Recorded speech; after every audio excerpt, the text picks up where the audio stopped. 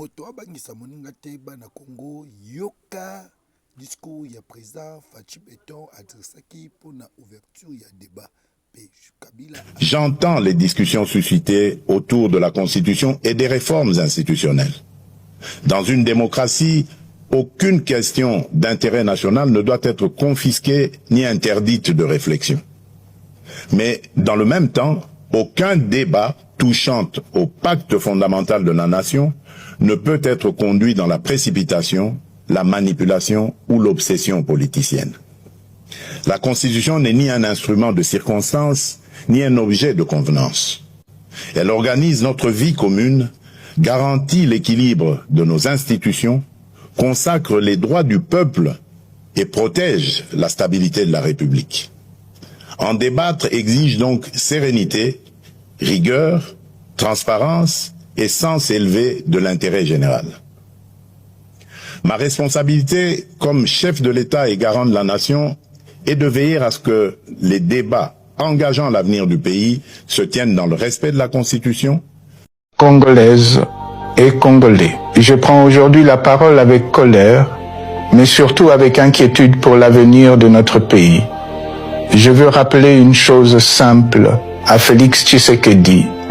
Être président de la République n'est pas un exercice de communication. Être président, c'est incarner la constance.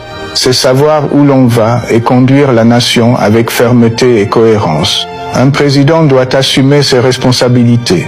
Il ne doit pas chercher des excuses à chaque difficulté. Il ne doit pas gouverner au gré des circonstances ou des émotions du moment. Le peuple a besoin d'un cap, d'une vision et d'une parole crédible. La fonction présidentielle exige de donner confiance à la population. Or, comment inspirer la confiance lorsque le matin on affirme une chose et que le soir on affirme son contraire? Comment rassurer les investisseurs, les partenaires et les citoyens lorsque les décisions changent sans cesse et que les déclarations se contredisent? La présidence de la République n'est pas un lieu d'improvisation, c'est un lieu de responsabilité. Un chef d'État doit mesurer chacun de ses mots, car chaque parole engage la nation tout entière. Un président doit également avoir la maîtrise de son pays. Il doit connaître les préoccupations de son peuple, comprendre les défis de chaque province et veiller à ce que les institutions fonctionnent avec efficacité. Il doit être capable d'anticiper les crises au lieu de les subir. Notre peuple mérite mieux que les hésitations permanentes. Il mérite une direction claire. Il mérite un leadership capable de rassurer, de rassembler et de décider.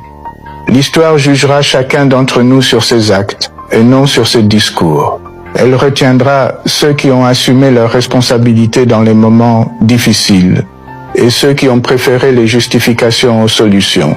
Pour ma part, je continuerai à défendre l'idée d'un État fort, d'institutions respectées et d'une gouvernance fondée sur la cohérence, la responsabilité et le respect du peuple congolais.